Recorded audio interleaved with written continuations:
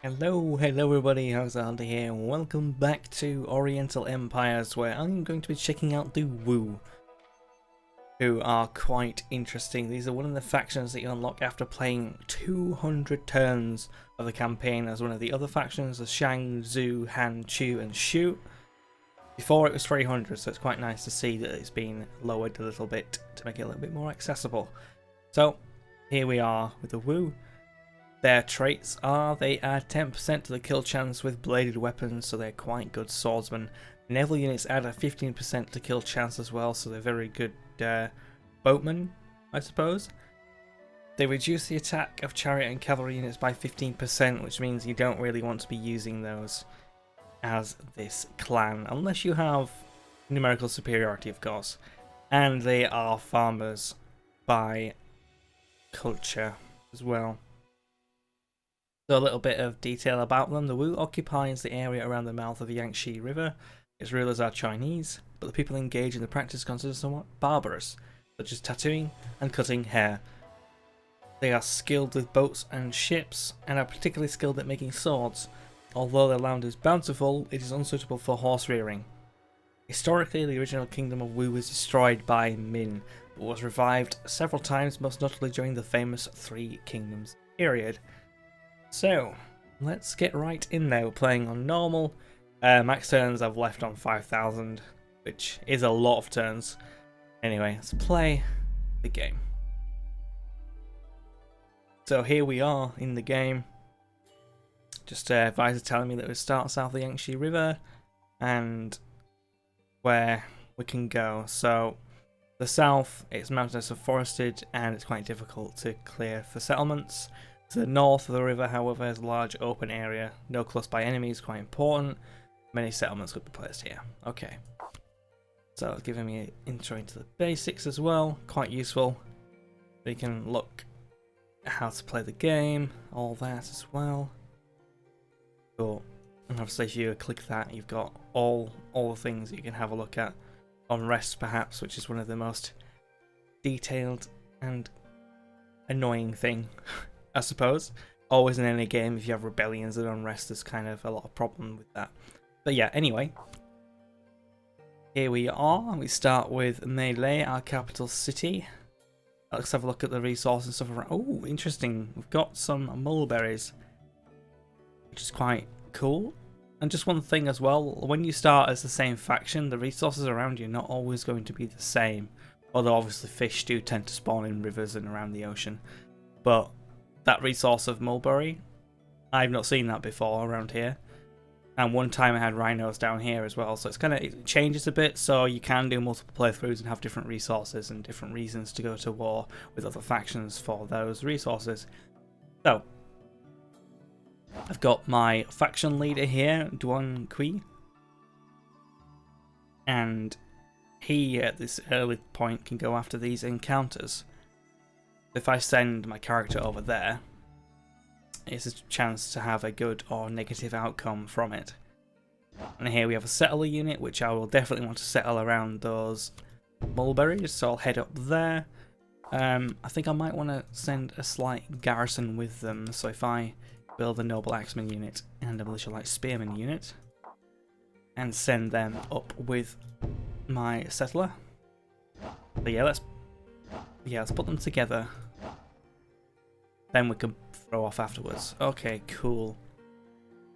Right, also before I end this first turn, I want to take a quick look at technology and culture, because we need to get some technology on the way.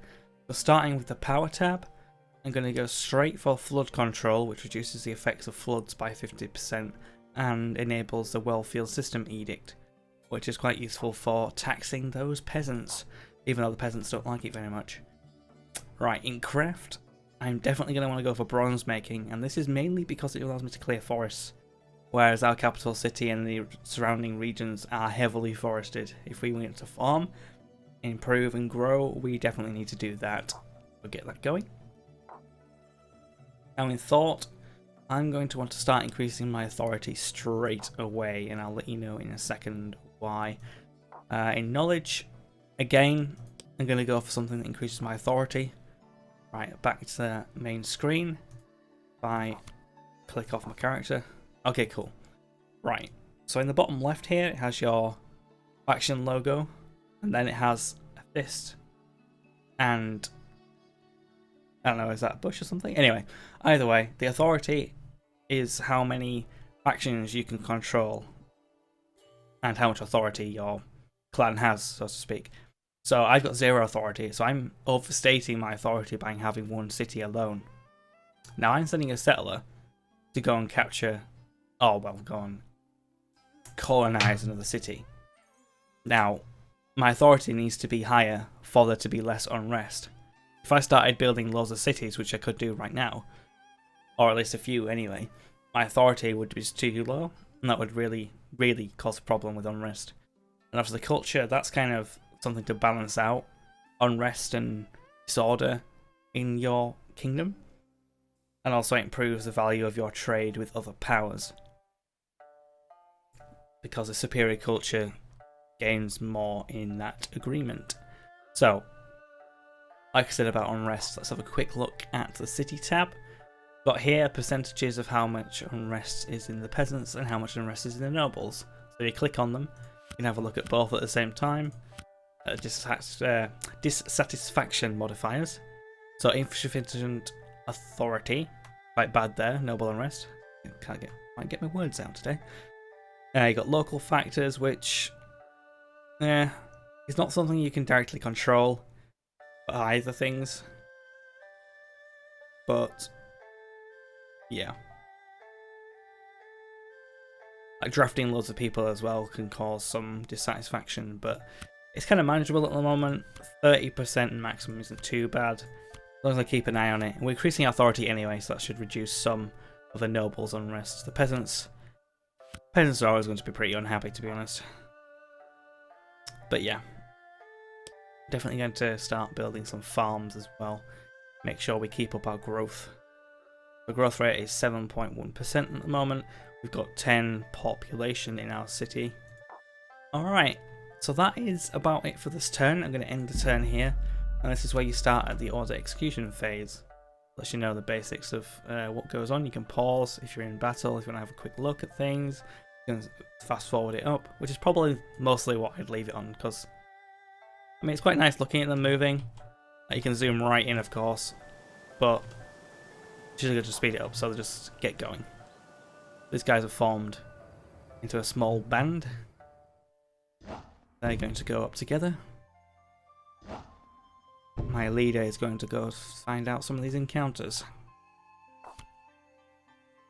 But yeah, one thing you might be asking is how to actually control order a bit more. Is if you were to recruit units, nobles suppress the peasants, and peasants suppress the nobles. It's kind of quite a nice yin and yang, I guess, as the game might say, of keeping order. Mixing nobles and peasants is a good way to keep unrest down on both sides. And if you were to have a peasant rebellion and you had a full peasant stack in a city, that city might decide that it wants to join the rebellion and you'd lose it. Same with a noble rebellion. If you had loads of nobles, that'd cause a problem as well. So yeah, it's all things to consider. A farm's being built in melee. Nice one. Cool. Alright. We're one turn away from encountering that encounter. I'm heading up to see if there's any decent lands to colonize. If I don't want to land directly on the resource, I might want to go a little bit further north, northeast or northwest. See if there's any other resources I can gain, or if there's loads of fertile plains to make sure the city is quite profitable. Because there's no reason why I couldn't settle over at this side, or at this side, but there's a lot of forest to clear. Oh, bandits. Uh-oh. Okay, so I'm going to want to do this encounter immediately. Bandit. Oh, it's a trap. No! Bandits attack. You better escape your life. Oh, they asked me to pay them 428. That's so bad. Damn it. Alright, well, I'm going to have to run away. And I'm going to have to recruit some small little units over here, actually. Get a militia light spearmen. Send my general up. Because if these guys come into my lands, they can pillage the farms. which causes problems for my growth, and they get money from it. So yeah, not good for us at all. Okay. Right, so I'm thinking that is going to be a good way to colonize, because we've got quite a decent spread of open lands, and obviously the mulberry resource is going to be in there, which increase by 30% the value of any silk produced at a settlement which controls it.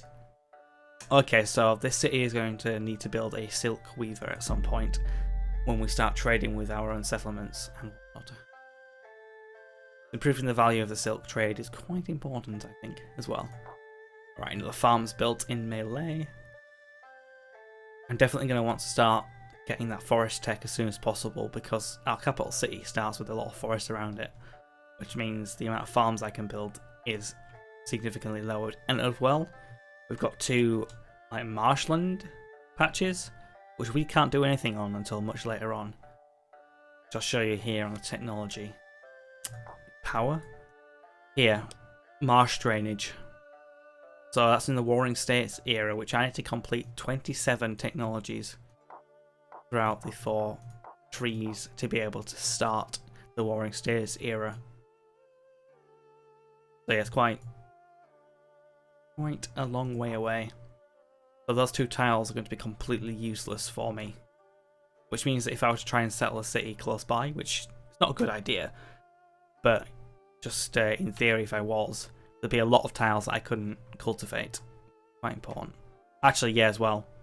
There's a lot of marshes, so I'm going to want to colonize somewhere a little bit further away. Now, that's kind of ruined my plan here. I might have to colonize directly next to the province, the wine. I've got kind of a decent area around it. Yeah, having marshland there was kind of ruined my plan a little bit. It'll take a little longer for us to do it. But let's carry on. Carry on indeed. Get our first city colonized. Click on the stack. The found settlement here, icon there. Boom. Gusu has been founded. All this land can be built farms on. So I might as well build it on the mulberry resource, which doesn't actually affect it at all. You can build farms, you can build anything on that land and not suppress the resource. Like say if you had deer or rhinos or whatever, you'd be able to build farms on it as well. No problem. Alright, let's have a quick look at our technology again. We're 3 turns away from bronze making, which means in 3 turns we can start clearing some of this forest.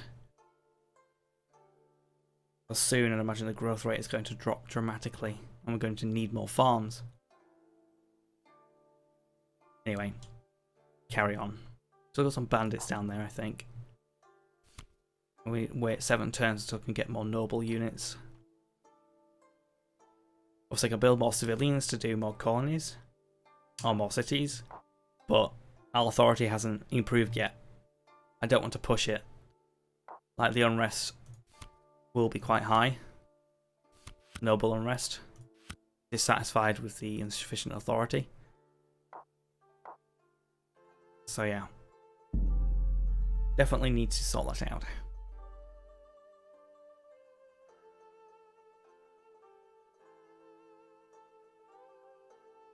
Take a sip of my morning coffee. Okay. Now, one thing as well, you're not locked to the orientation of the camera, and you can see the icon in the top right there shows you which direction you're facing, and I think if you click on it, oh no you don't, but you can put it back to pretty much where it is. And also one other thing as well, you do Alt G, that removes the grid, so you can have a look at a nice pretty Chinese kingdom without the grid. I usually like to play with both on or off, just as doesn't really matter, I suppose. Having it off, same. You can still tell kind of the hex nature of the land. Alright. So I think we're just waiting a little bit now. Ooh, we've got some more bandits over there. They're going to cause problems. We can't recruit any units here yet. That is a problem. I might have to recruit another militia. Send them to Gusu as quickly as possible. But we still have bandits down here, but they're not quite causing problems. Obviously we've got the other faction down here. It's pretty close by, but there's a lot of heavy dense forests, which I think hampers the way to get to them. I'm pretty sure if they had dense forests, can't really send units through them effectively, especially large armies. But yeah. Need farms to grow. Okay, so the advisor's telling me that I need more farms to grow. It looks like melee has plateaued with its growth rate. But you can actually build outside the borders of your cities, so it's not the end of the world. But yeah, ideally, I do want to cultivate these lands that are just left. So I can't do anything yet. There's this clear land icon. If I press that, when I've got the technology, I can start clicking and queuing, cutting down forests. But also one thing you've got to bear in mind when doing lots of building work is the peasants don't actually like being forced to do lots of labour time after time after time. It's usually good to do a batch of labour, stop for a few turns, do a batch of labour so they don't get really dissatisfied. Because you don't want a peasant rebellion on your hands. Okay, so I've made progress in bronze making. It means I can clear forests now. In knowledge, so I've got more authority. And in thought, also more authority. So now I've got authority 2, which means that that modifier that has no authority means that has gone. Yeah, it's usually a good idea just to keep checking your unrest as it goes on. Okay, got the bandits there. That's going straight out there, but they could intercept me. But I don't want to sally out and get myself killed either, so we'll hold on. Oh, that is a Minway. Hostile, because we haven't made a Fraternal Harmony Pact yet. I've got to be careful of them. If they come into my lands, I can legally, I suppose, have the right to attack them because they are in my land. Because if they come into my lands, they can pillage, gain money from me. Alright, so I'm going to be careful of that. Oh, there's more bandits up there too. Technology warning. Oh, sorry, forgot about that. Yeah, so it's good that he warns you that you've got technology to improve on. So I might want to start increasing my culture as well. But I think I also want to get Priest King, which increases my authority by 2 and allows the edict to relocate nobles. So that means I need ancestor worship and shamanism. So if I just go for ancestor worship, might as well. In craft, I think I want to start proving kind of trade later on. So if we go for decorated ceramics, go for that. Knowledge, I might try and start going down the hot and cold theory in astronomy, which means actually in thought it'd be a better idea if I go for yin and yang, because that means that I can go down hot and cold theory, which reduces my casualties suffered in a victorious battle and stuff like that. So it's quite important. As you can see, it shows you what technology you need from other branches to start unlocking some of the items. So in craft, this is a power technology for rammed earth wall, I think it is. Yeah, rammed earth wall. And I need that to be able to start doing a churn drill, which allows me to build mines and quarries, and later on deep mines. Cool. Alright. So time to end the turn and see what happens here. We might have a battle. No, not yet. Oh no, we do. Damn. That's not good, because it means that 2 units are going to break my 1 unit. I was hoping I could get to the city. But here we are. A very small battle where I'm going to be the loser. They're going straight in for it. Charging.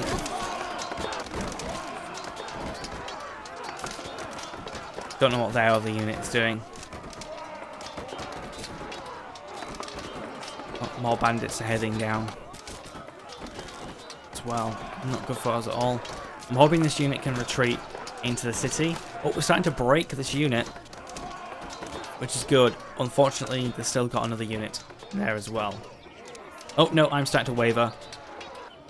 No. Hold on. Oh, we broke them. Nice. But, yeah, they're not going to be broken. I'm probably going to speed this up now. Yeah. Oh, crap. Yep, they've pillaged. Damn it. Oh, God, we've got... Yeah, there's quite a lot here now. And I can't build any new units. I could build a wooden palisade to improve my defenses, though. I think I'm going to do. Yeah, that's really unfortunate because I might have to try and attack these units. Get them out of my lands quickly. Yeah, as you can tell, I'm not really that optimistic of that yet, anyway. Bandits can take your city, so... See, technology warning. Thank you, game. Progressed in craft means I want to improve farm production, I think. Okay, in the turn. Alright, so the Battle of Gusu again. Oh god, they're coming in.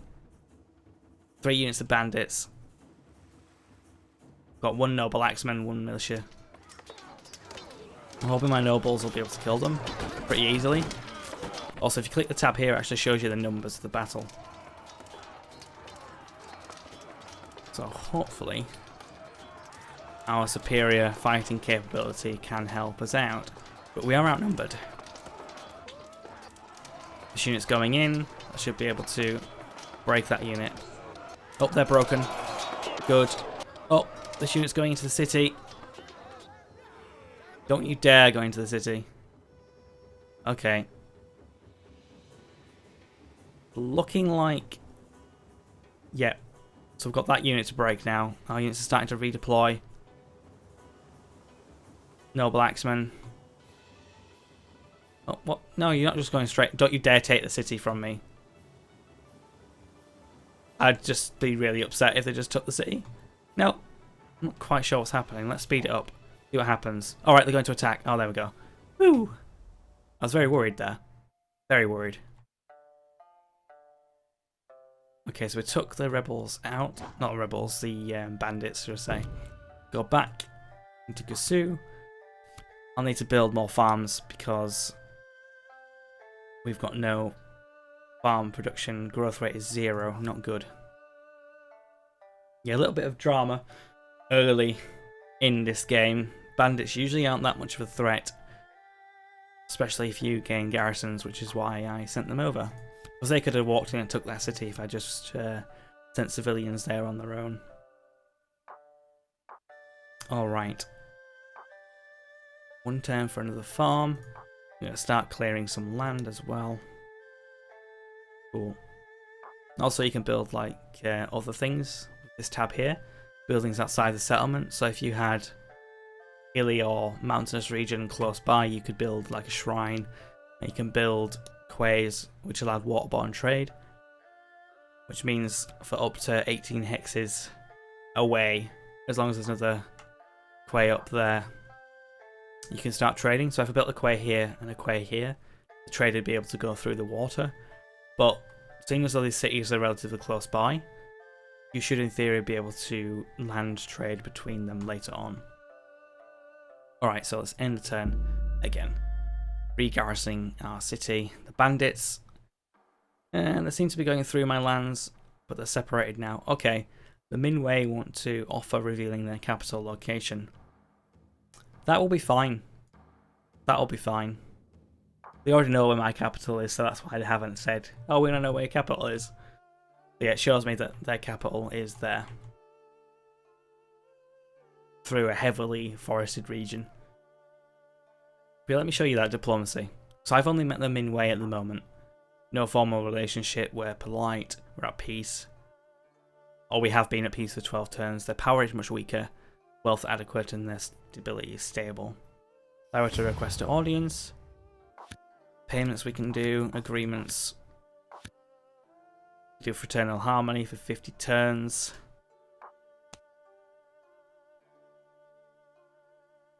And these counters show kind of how much in favour they would be and how much it favours me or favours them.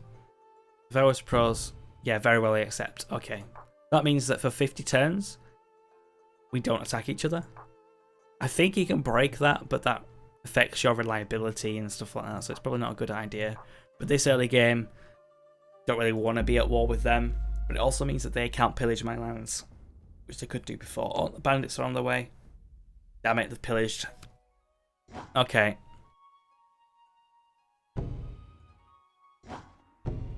Let's try and kill the bandits, because they're just going to cause problems if I don't.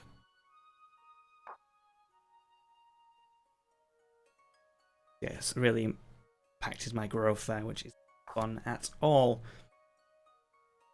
Okay, let's definitely get rid of these bandits. The Battle of Melee. Okay, so I think they're coming across.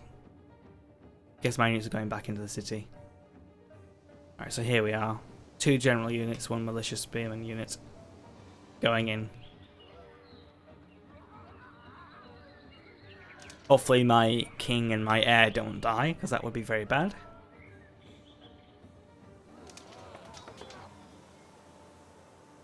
Yep, the other bandit unit's heading across the river now.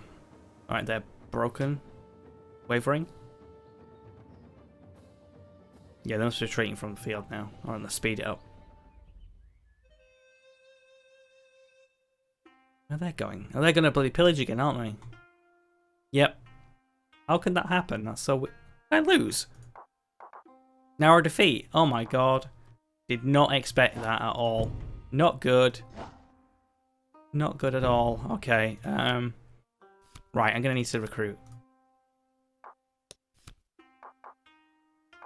Good. So I've got a garrison here that can attack them. Right, let's get everybody attacking. Not good. Got the chi increase. My leader or one of them? Lands pillage. Yep, not good. Okay. Now again in the turn. Battle of Melee again. So we're garrisoning out from the city, charging these filthy bandits that come into my lands. Burn down my farms. Not good. Okay. So we're starting to come attack. Oh, they're going for there. General's army's coming in. So yeah, it all happens in kind of real time at the end. So that's why it's like you set your battle plans and then you see how it pans out. It's not always a done deal, so to speak. Okay, so we've pushed them out of our lands. But that's not over yet. I made this into kind of a full stack, which ideally I need to send some over there. Send these guys back into the capital. No, I'll stay in the city. Farm built in Kasu, clearance in melee, battle report of melee, and narrow victory. So only narrow.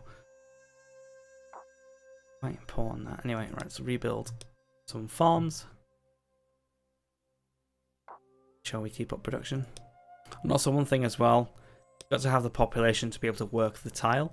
So I would be like, oh, let's build all the farms here, but I can't because I've got not got the population to do so. But it's also a slight problem because my growth rate is quite low, so I need to wait for my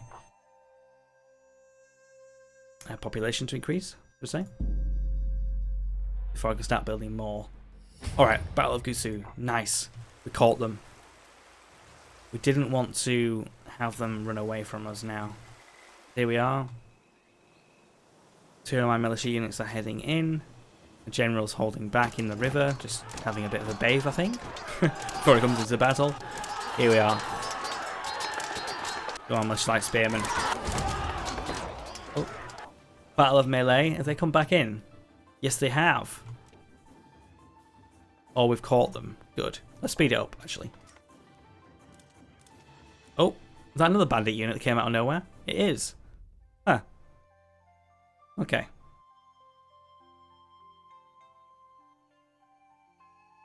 Ideally, we want to completely finish them off. Stack needs rest. Okay, so that also another important thing. These bars at the bottom of the units shows how tired they are, and that affects their ability in battle. So, also this main battle army as well. Not good. Cool. But yeah, they've been pillaging my lands, which is not good. Peasant Unrest, Labour Service. Okay, so you can see here now, Labour Service is starting to increase the dissatisfaction. Now, if I keep building and building and building, that's going to increase to critical levels and where they're going to rebel. So you've got to keep a close eye on that. Can cause a lot of problems. Okay, if I send you guys out that way, keep a garrison unit, send those over there. Ideally we want to kill. Alright, the Battle of Melee again. It looked like the bandits were attacked by our potential sort of friends in Wei.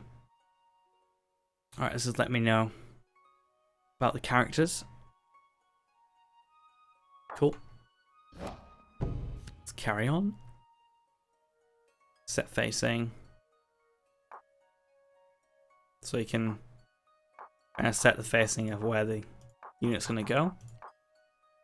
It's quite interesting. You can also set kind of battle plan or formations. So if I wanted my general to outflank, I would click the outflank. That changes its units. If I wanted these to defend, I can make them defend. So yeah, it's quite important.